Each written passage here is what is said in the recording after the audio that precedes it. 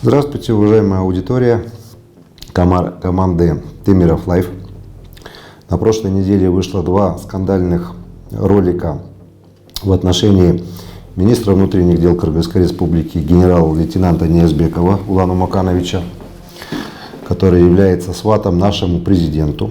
И поэтому администрация канала обратилась ко мне через соцсети, чтобы я дал свой комментарий, поскольку там в 2 роликах затронута история нашей войны с милиционером, главным милиционером страны Ниязбековым. Поэтому я сегодня пришел в студию и готов дать интервью со всеми подтверждающими документами. Вот мой паспорт, пожалуйста. Гаврилов Алексей Станиславович, гражданин Кыргызской республики, который в настоящий момент, благодаря действиям Ниязбекова,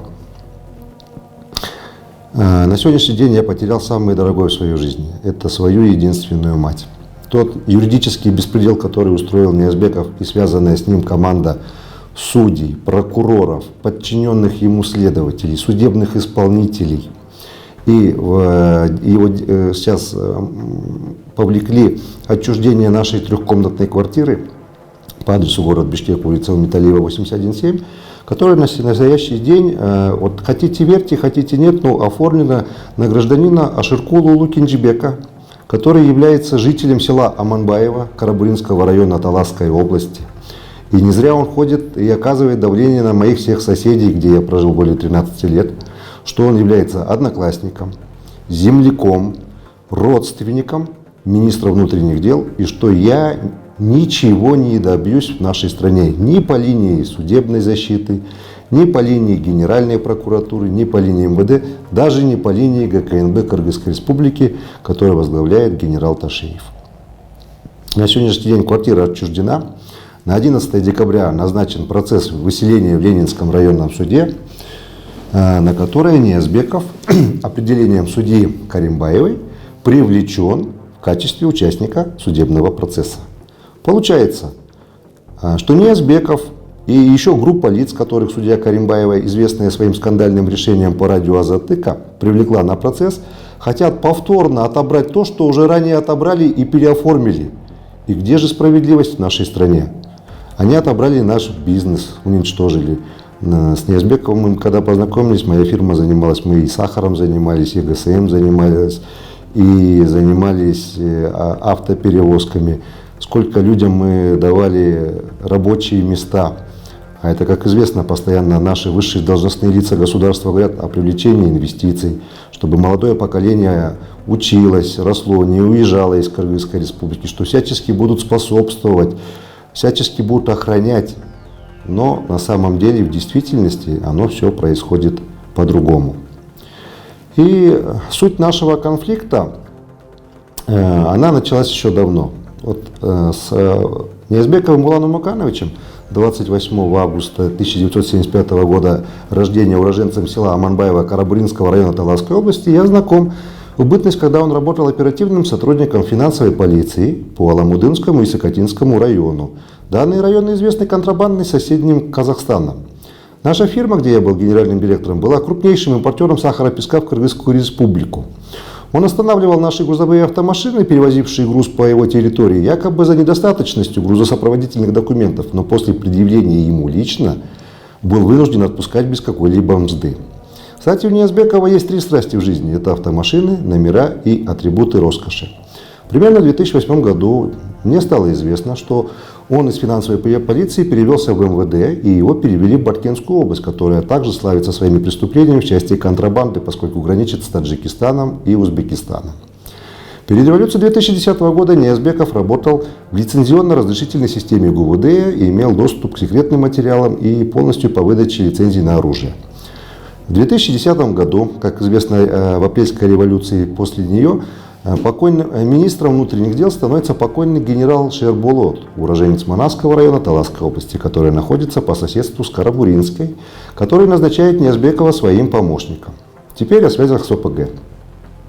Есть или был, может быть, уже ранее такой известный мастер станции техобслуживания Волков Иван, тоже 1975 года рождения. После указанной революции он пригласил меня на встречу с неким высокопоставленным чиновником из МВД по поводу возврата нашего дома по адресу город Бишкек. улица Каралаева, 27.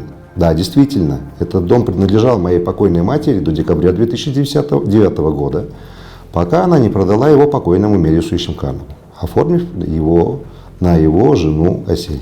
Ниязбеков предложил этот дом вернуть за определенное вознаграждение, используя связи во временном правительстве, поскольку все знали, что Мелис Ишимканов возглавлял наблюдательный совет ЦАРИ, Центрального агентства развития инвестиций и инноваций, где председателем был сбежавший Максим Бакиев, которого Ишимканов при жизни обучал кыргызскому языку, готовя на место его отца Курманбека следующим президентом Кыргызской республики.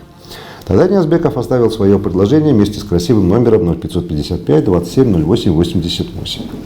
Позже я стал заниматься импортом ГСМ и автоперевозками по СНГ. Тогда Ниязбеков познакомил меня со своим дядей, известным трейдером ГСМ Маликом, который ранее уже был в репортажах расследований Темиров Лайф, у которого была совместная с Чекирбаевой Алмакан автозаправочная станция под названием «Москва» в селе Петровка. Далее они расстались после судебной тяжбы в пользу дяди Ниязбекова. И теперь мне становится ясно, почему. Видимо, что они тоже в судах добились, чтобы у данной женщины отобрать заправку. Волков Иван, кроме автосервиса, будучи уроженцем села Семеновка Иссыкульской области, состоял в тесной и близкой связи с покойными криминальными авторитетами Кальбаевым, Камчубеком, Анапияевым, Алмамбетом и осужденным в Казахстане за создание ОПГ и контрабанду на таможне Джапасовым из Бола. Джапасов близко общался в 2010 году с Ниязбековым, так как он его знал как оперуполномоченного по тем районам, через которые он занимался контрабандой таможенные посты в Казахстан. Но через какое-то время их отношения охладели. Осенью 2010 года Джапасов женил своего двоюродного брата Абды на дочери на тот момент криминального авторитета из Карабалты, Бокушева Алмаза, который в настоящий момент отказался от своих воровских идей, получив доступ на таможенный пост Чалдабар, где влияние имела другая группировка Меркенские. Свадьба проходила с торжественным участием Кальбаева. В 2012 году на Волкова написали заявление родители Сергея Костырина, которые якобы с Ниязбековым, Джапасовым и Кальбаевым завладели дорогостоящим автомобилем их сына марки Lexus 570 2009 года выпуска с госномером 49 BQ. Для издания УВД Первомайского района Волкова отпустили по указанию Ниязбекова. Костырин Сергей – это друг Максима Бакиева, проживающий в Белоруссии, осужденный в Кыргызстане на срок 30 лет как председатель Моносбанка, занимавшийся легализацией имущества, полученного преступным путем. От Волкова я слышал о наличии у Кальбаева спецталона МВД, который выдал ему якобы Ниязбеков. Данный документ, он в виде ID-карты размером или водительского удостоверения, номерной, в основном выдается сотрудникам 7-го главного управления МВД, в котором за подписью министра указывается документы и груз не проверять, а оказать содействие. Кстати, с помощью Ниязбекова член УПГ Волков получил служебное удостоверение нештатного сотрудника службы внутренней безопасности МВД, закрепленного за оперуполномоченным службы внутренней безопасности Малдапиевым, чтобы его не останавливали и не досматривали сотрудники МВД. Встречу с Ниязбековым устроил мне Волков насчет приобретения грузовых автомашин в рассрочку. Во время обсуждения условий сделки Ниязбеков позвонил своему близкому знакомому, небезызвестному для всей кыргызского народа Матраилову Раиму, у которого в тот момент было более 600 грузовых автомашин для перевозки ТНП и не только по странам Центральной Азии, с целью включения моих машин в его команду. Матраимов ждал меня в Аше, но я не поехал на встречу и знакомство. После чего Ниязбеков дает указание Ералиеву Саиду, который занимался только дорогостоящими легковыми авто и джипами, связаться со мной, получить технические характеристики и мне поставить автотранспорт.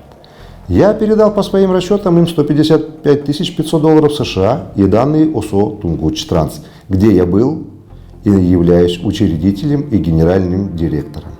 Однако Ниязбеков и Ералиев запрошенные мной 5 машин посчитали за 235 тысяч долларов, и вот так образовался мой долг перед ними. Позже на меня выходили с просьбой срочно вернуть данный долг Талай Рысалеев по кличке Моби ОПГ Кальбаева, покойный Чолпонбаев Улан по кличке Хоп, владелец Блондер паба, в котором убили самого Кальбаева. Вместе с ним сфотографировавшийся Кельдебеков Ахмат, экс-депутат по кличке Хаммер. После моего отказа Ниязбеков пригласил меня в здание МВД и предложил проехать к Кальбаеву для урегулирования долговых обязательств, поскольку якобы это деньги принадлежат Кальбаеву, которые я задолжал Ниязбекову. Я согласился. сказав, что это будет первым случаем в истории СНГ, когда вор в законе, криминальный авторитет, ходатайствует за погашение долга милиционеру. После чего Ниязбеков подумал и сделал предложение. Я ему предложил вернуть 2 грузовые автомашины и сделать взаиморасчет, чтобы не было никаких долговых обязательств, и мы спокойно с ним жили. Ниязбеков взял время и предложил вернуть не 2, а 3 машины и поставить на стоянку строительно-монтажного управления, финансово-хозяйственного управления МВД, которое он возглавлял, по адресу Бишкеки, Газгородок, улица Кронштадтская, 17. После того, как я поставил и передал ключи начальнику стоянки, а на тот момент начальником стоянки указанный был Джапаров Рахат Усенбекович, а это является родным братом нашего председателя кабинета министров Джапарова Акылбека Усенбековича. А в настоящий момент он сейчас является заместителем председателя главной службы исполнения наказаний Кыргызской республики, то есть ему подчиняются все тюрьмы в нашей стране. То для меня двери стоянки были закрыты.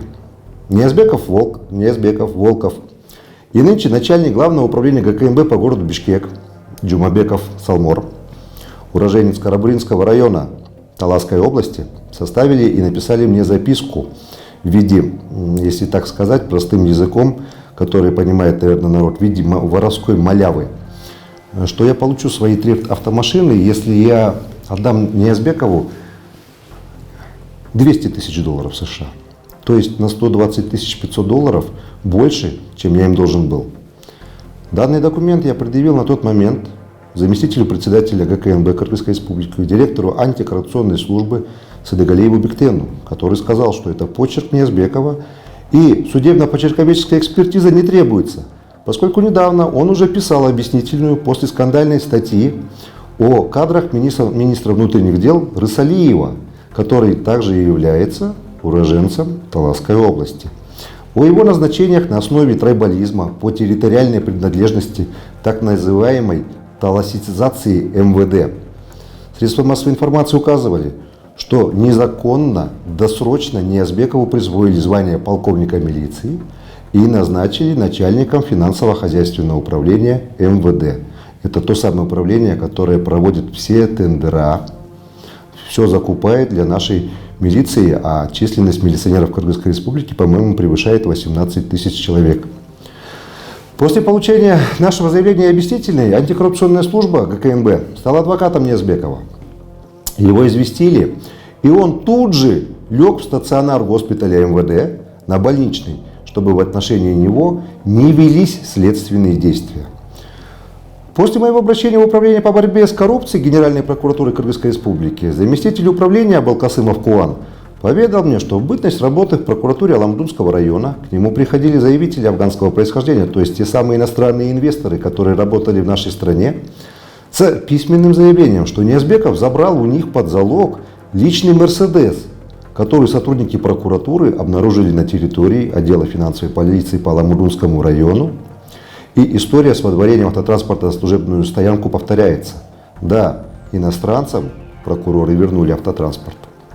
Прокурор управления Чиналиев Турус оперативно выехал с понятыми на базу строительно-монтажного управления ФХУ МВД, опечатал наши 3 грузовые автомашины, допросил брата председателя кабинета министров Джапарова Рахата, после чего Ниязбеков принес в управление Генеральной прокуратуры номера машины и ключи, но под давлением прокурора Ишиналиева, который потом, как стало известно, является тоже его сватом, заставил меня написать расписку на 79 500 долларов США на имя министра внутренних дел Ниязбекова сроком погашения 31 декабря 2013 года. После чего прокурор Ишиналиев, будучи заинтересованным лицом, вынес постановление об отказе возбуждения уголовного дела, в котором прописал, что Ниязбеков финансировал члена ОПГ Кальбаева и Ралиева и узаконил его незаконную предпринимательскую деятельность в должности полковника милиции. Как известно, согласно закону о государственной и муниципальной службе, закону о прохождении службы в органах внутренних дел, должностным лицам категорически запрещено заниматься каким-либо бизнесом, а работать честно на государство и получать заработную зарплату. Вот данное постановление я принес в студию. Здесь пишут, что Ниязбек, полковник Ниязбеков дает Иралиеву, который состоит на оперативном учете как член ОПГ Кальбаева, $40 тысяч США. А вот официальный документ Генеральной прокуратуры с их подписью и печатью. Это копия. Оригиналы находятся все в Европе, поскольку гарантировать мою безопасность в нашей стране не могут в настоящий момент ни Джапаров Садыр Нургужевич, народом избранный президент, ни Ташиев Камчек Кадышевич, которому по данному факту я уже год каждый месяц записываюсь на личный прием.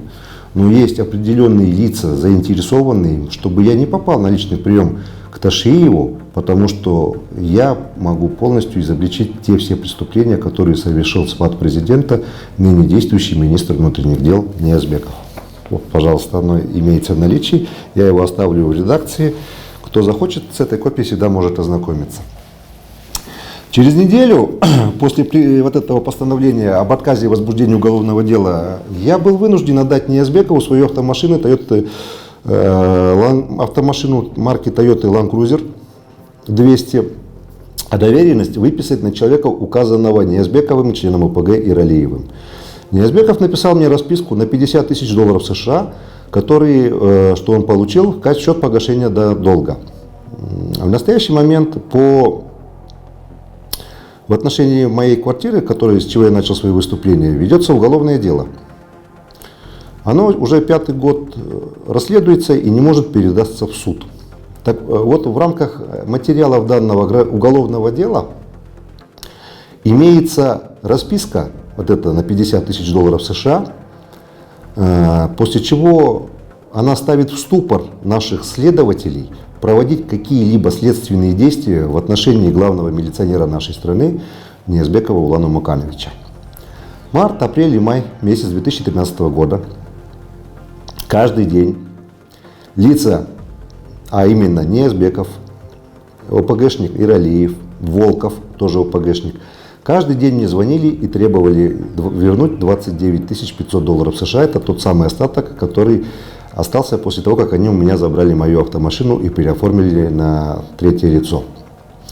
После отказа моего досрочного погашения, поскольку в расписке была указана иная дата, то есть 31 декабря 2013 года, они инициировали возбуждение уголовного дела в отношении меня следственным отделом УВД Свердловского района по заявлению гражданки Чернышовой. Почерк узнаете. Кто не нравится Ниязбековым, какой бы он пост ни занимал, сразу данное лицо, независимо это гражданское лицо, бизнесмен, оно сразу подвергается уголовному преследованию путем возбуждения уголовного дела и по возможности водворения в СИЗО. Почему? Потому что в СИЗО, как известно, там уже власть имеют лидеры организованных преступных группировок и по их иерархии все остальные бандиты. 22 мая 2013 года, перед тем, как следователь данного указанного УВД Свердловского района пригласил меня на предъявление обвинений, указанные трое лиц предложили мне заехать в сауну, встать на колени и извиниться, и досрочно погасить долг, на что получили мой нецензурный отказ от меня.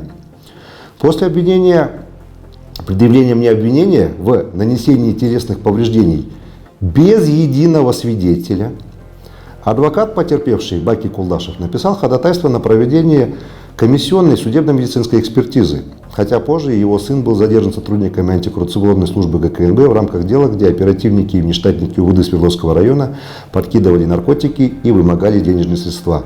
Почерк узнаете.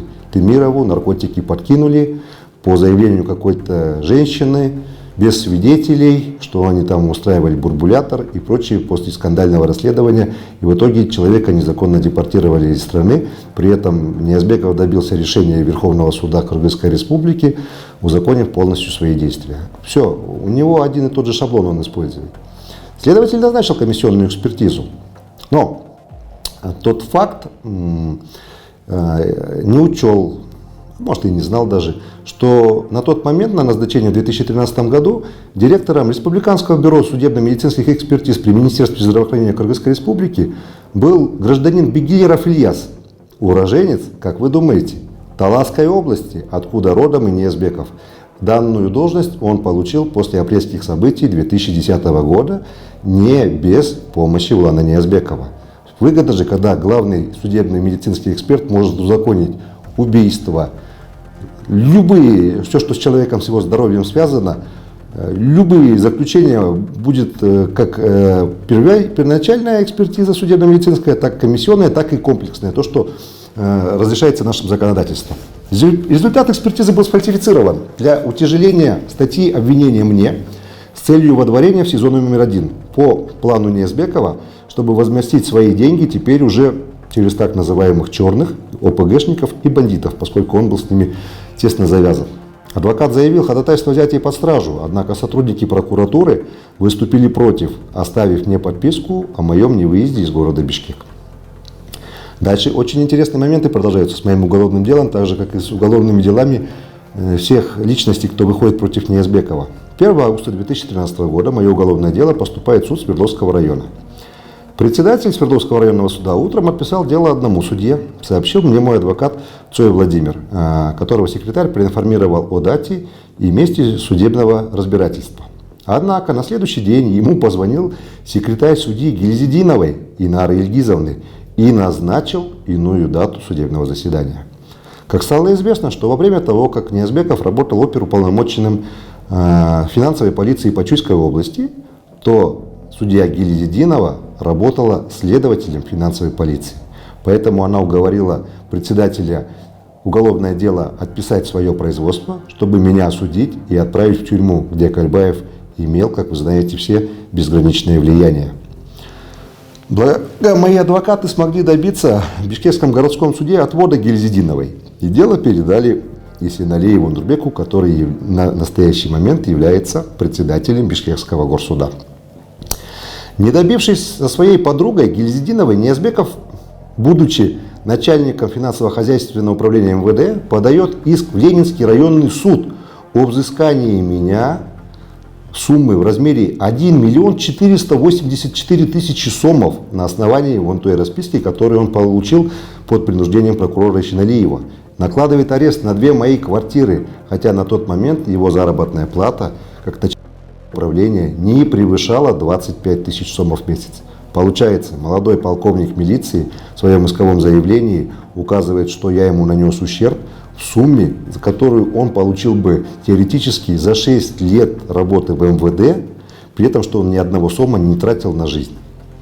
После получения решения суда Ниязбеков отдал мой номер телефона, который не меняется, некому Тохтамамбетову Сену, известному бизнесмену, чей брат Асан Тохтамамбетов на тот момент занимал должность начальника управления уголовного розыска ГУВД города Бишкек.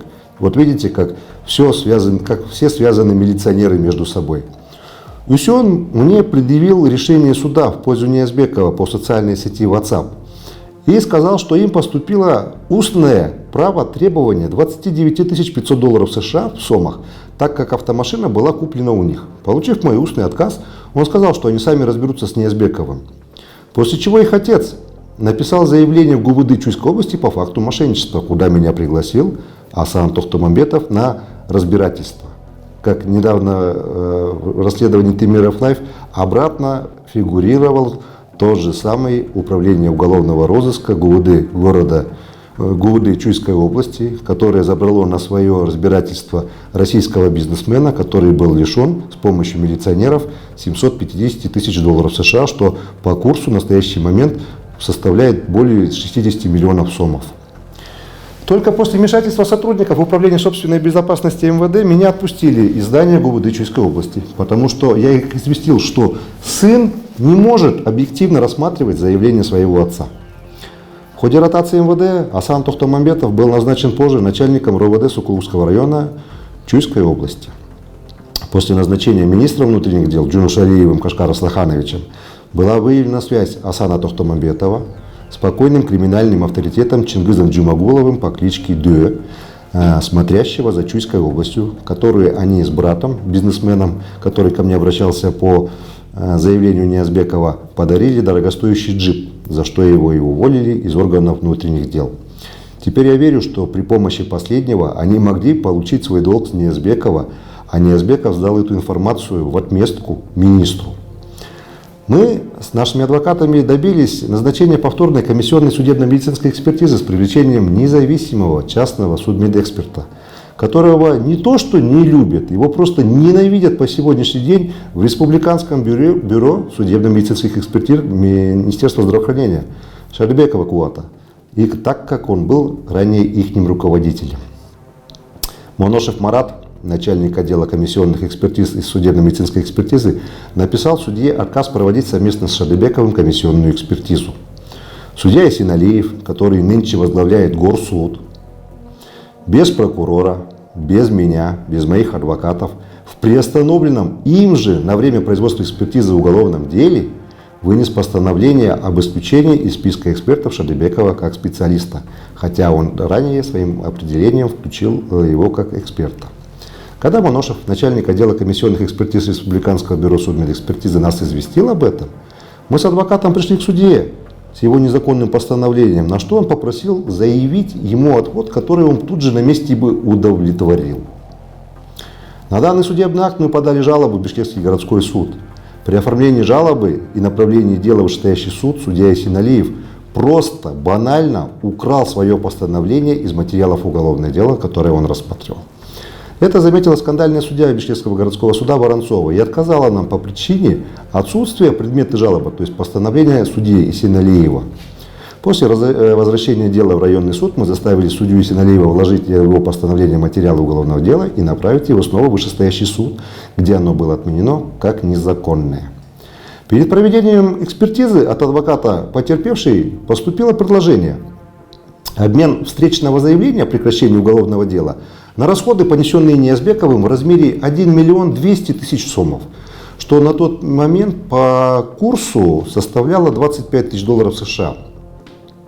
Поскольку прекращение по встречному заявлению является нереабилитирующим и в последующем бы могло повлиять на карьеру моих детей и мою в том числе, я категорически отказался.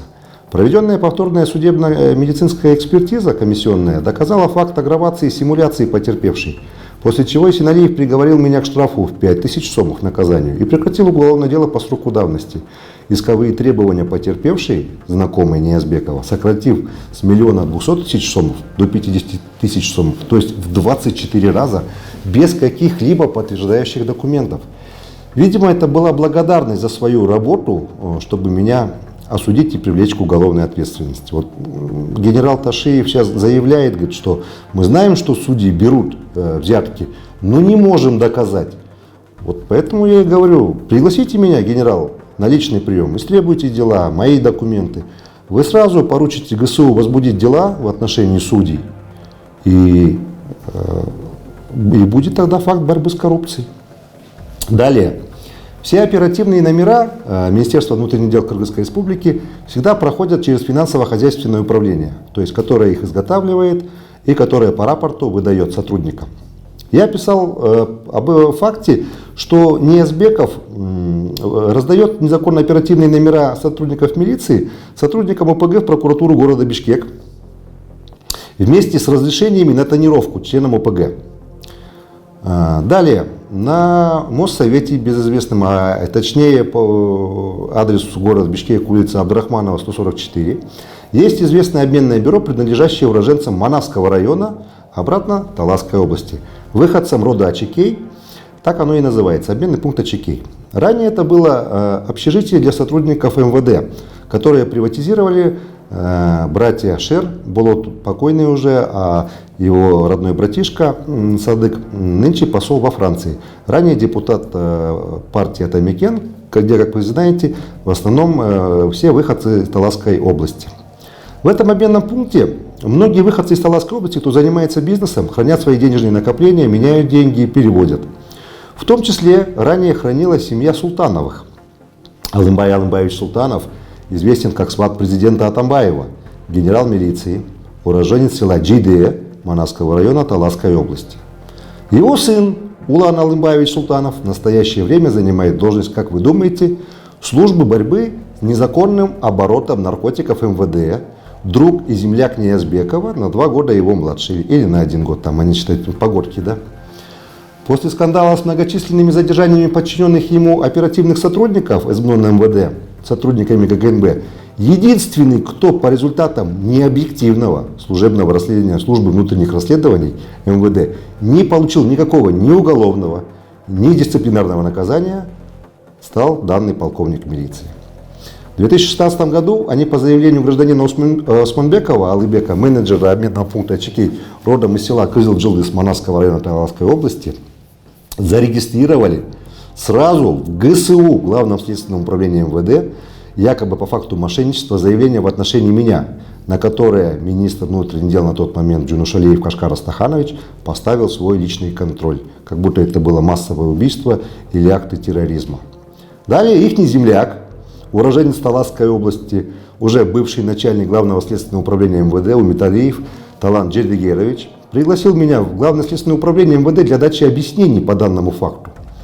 Но после предъявления постановления прокурора Щиналиева и дачи объяснений, что машину, которую Ниязбеков мне продал за 45 тысяч долларов США на тот момент, полковник милиции, а я передал в расчет Осмонбекову дешевле на 5 тысяч долларов США, Главное следственное управление было вынуждено вынести постановление об отказе в возбуждении уголовного дела в отношении меня. По данным средств массовой информации, Ниязбеков был кошельком министра внутренних дел Джунушалиева Кашкара Астахановича, который известен скандальными событиями в селе Койташ в 2019 году, когда задерживали президента Атамбаева. Ниязбеков брал его служебный номер МВД 001М для установки на свой дорогостоящий джип или машину покойного отца. Кстати, многие не знают такой факт, а СМИ писали, что в тот момент, как Кулан Ниязбеков занимал должность начальника финансово-хозяйственного управления МВД, то его покойный отец, Царствие Небесное, Омукан Байке, был назначен начальником автотранспортного хозяйства, финансово-хозяйственного управления. И, видимо, ГСМ и не только туда поставлял ранее указанный дядя Малик. Покойный отец, по данным СМИ, тогда уже говорил об амбициях сына стать министром внутренних дел любым путем. И потом назначения пойдут через него. Об этом он постоянно говорил сотрудникам отдела безопасности ГАИ Бишкека, Чуйской и Таласских областей. После того, когда ГСУ МВД прекратил производство по заявлению Осмонбекова, я обратился в прокуратуру Первомайского района с заявлением, чтобы допросили Ниязбекова и министра Джунушалиева Кашкара Астахановича по факту якобы причастности Ниязбекова к решениям суда об оправдании последнего, то есть Джунушалиева, по факту злоупотребления должностным положением в 2011 году и выплате гонорара в размере 50 тысяч долларов США. Ответа прокуратуры Первомайского района, а также от Джунушалиева Кашкара Астахановича по сегодняшний день не поступило. Далее всем известно о том, что между министром Тургамбаевым и начальником финансово-хозяйственного управления ФХУ МВД возникли разногласия из-за тендера «Безопасный город», который проводились. Первый тендер был проведен с инвесторами из Российской Федерации, второй отдали китайцам. А также были результаты работы депутатской комиссии Джоуркинеша по фактам мародерства во время революции 2010 года, который вынудил написать рапорт об увольнении по собственному желанию. После своего увольнения из органов внутренних дел Ниязбеков ко мне применил все какие возможно превентивные меры через подразделение службы судебных исполнителей Ленинского района. Арест моей квартиры, сторожевая карточка на выезд из Кыргызстана, запрет переоформления документов, прав, ЗАГСа, разрешение на ношение оружия, все, что можно. После того, как он проиграл выборы в Джоуркинеш в 2015 году от партии Атамекен, по моей информации, потратив порядка 150 тысяч долларов США, вот какие деньги у наших полковников милиции бывают, он занялся оценкой и реализацией моей квартиры. Вот по заявлению с вот этим валютчиком, Осмонбековым Алыбеком, активное участие принимала моя экс-супруга Гаврилова Дарья, которая, по имеющейся информации, была в близких отношениях с Ниязбековым после нашего развода. В 2017 году, вот имеются подтверждающие документы, которые я предоставляю редакции, полковник, уже на тот момент гражданское лицо Ниязбеков, проводит оценку моей квартиры в размере 3 миллионов 93 тысяч сомов США, поскольку деньги Ниязбеков всегда любил. Назначил торги, но торги не состоялись, потому что никто не захотел с этой квартирой связываться и покупать. В 2018 году Ниязбеков проводит оценку моей квартиры уже в размере 3 миллионов 480 тысяч сомов США. Есть официальный документ. Торги также не состоялись по его заявлению. В апреле 2018 года, по данным средств массовой информации, при помощи небезызвестного Матраимова при министре внутренних дел Джинушалиеве Кашкара Сатакановича Ниязбеков восстанавливается в МВД, еще и, как вы думаете, в какой должности? В должности начальника отдела 7-го главного управления МВД Кыргызской Республики, чтобы прессовать неугодных методами прослушки, слежки и прочих мер. 18 июня 2019 года возбуждается уголовное дело за номером 03002 2019 0092 46 по факту мошенничества в особо крупном размере, совершенной группой лиц: Скачкова, Гаврилова, должностные лица, Оптима Банк, где я признан потерпевшим. 11 июля 2019 года судебный исполнитель Бегалиева объединяет исполнительное производство в сводное и присваивает ему номер 204/9.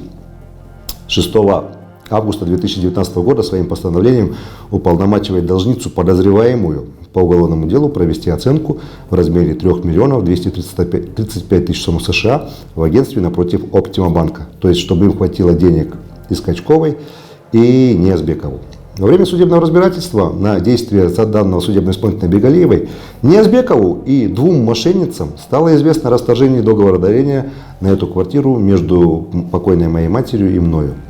Применив коррупционный ресурс, Ниязбеков находит в коллегии по гражданским делам Бишкекского горсуда судью Джеймбекову Миру Бабырбековну, уроженку, как вы думаете, откуда? Карабуринский район Таласской области, которая незаконно отменяет решение Ленинского районного суда 21 декабря 2017 года. Став министром внутренних дел 13 января уже 2021 года, в бытность уже правления Садыр Нургоджевича Джапарова, Ниязбеков данное решение узаконивает через Верховный суд.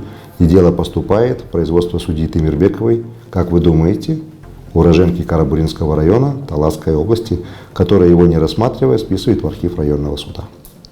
В августе 2021 года Следственное управление ГУВД города Бишкек прекращает уголовное дело в отношении двух подруг, подельниц Ниязбекова, которые втроем писали апелляционные жалобы за отсутствием состава преступления. Во время проведения допроса заместитель начальника ГУВД города Бишкек Мирлан Насиров, сейчас он возглавляет следствие ГУВД Пачуйской области, открывает позорно, хотя носит 3 звезды полковника, открывает кабинет у следователя, включает свой мобильный телефон и по WhatsApp Ниязбекову транслирует мой допрос, снимая меня со спины. Вот такие кадры работают в бытность Ниязбековой. Такие меры они применяют к нашим гражданам. Это при том, что я был признан на тот момент потерпевшим, и данное постановление никем не отменено по сегодняшний день. В июне 2022 года, после моего обращения в Совет Безопасности, Генеральная прокуратура вынуждена отменяет постановление следователя Следственного управления ГУВД и направляет его в Главное управление ГКНБ по городу Бишкек в производство Салмора Джумабекова. Как вы думаете, откуда уроженца?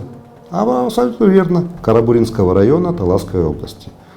Он чем известен? Тем, что Салмор Ниязбеков известен тем, что он является Укульбала, посаженным сыном небезызвестного Раима Матраимова, который задержал по делу о коррупции своего крестного посаженного отца на заправке напротив ГКНБ и напротив той квартиры, которая принадлежит Матраимову. Перевел его через дорогу и передал следствию. А также он известен, что его отец, известный хирург Сабыр Артисбеков Джумабеков, является заслуженным хирургом Кыргызской Республики. 9 месяцев данное уголовное дело не расследуется.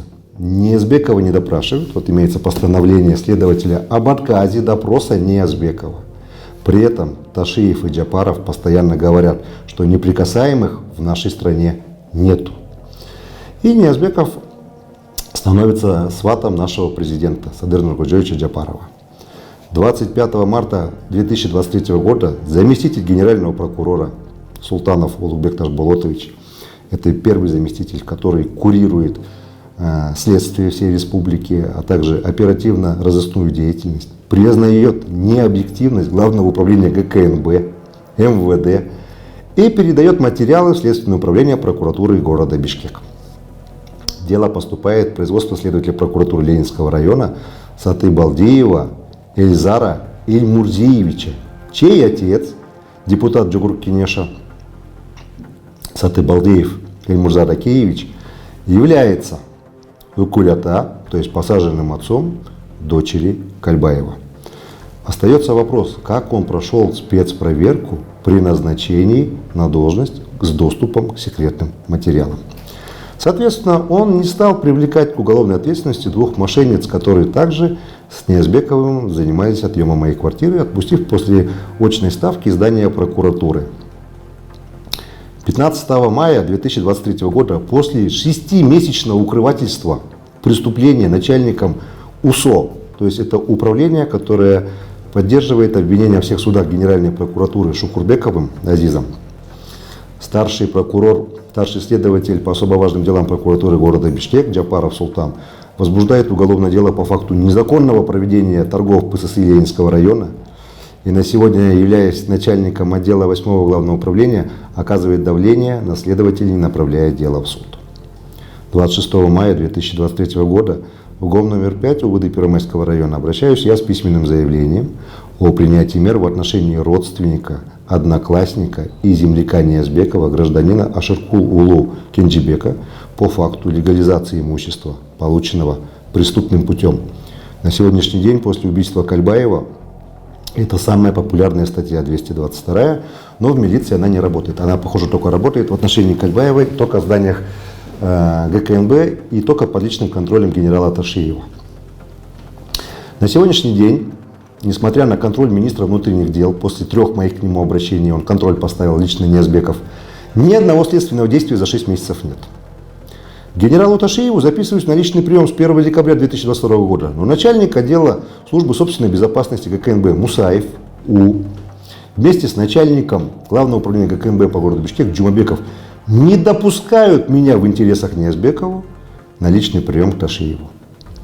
25 августа 2023 года я обратился на имя генерального прокурора Зулушева с ходатайством об отстранении Ниязбекова и Аширхаджаева Эркебека, который является его заместителем и курирует все следствие МВД, что на время следствия их отстранили от занимаемой должности. Данный документ тоже здесь имеется. На что прокурор 8-го управления Суракматов Азат, как вы думаете, на день рождения Ниязбекову, 28 августа 2023 года, делает ему подарок, направляя мое заявление прокурору города Бишкек, который отвод министра направил начальнику УВД Ленинского района. Как вы думаете, может ли начальник УВД Ленинского района своему генералу, которому он отдает честь, разрешить отвод и передать материалы по рапорту в военную прокуратуру для объективного расследования? В милиции такого не допускается.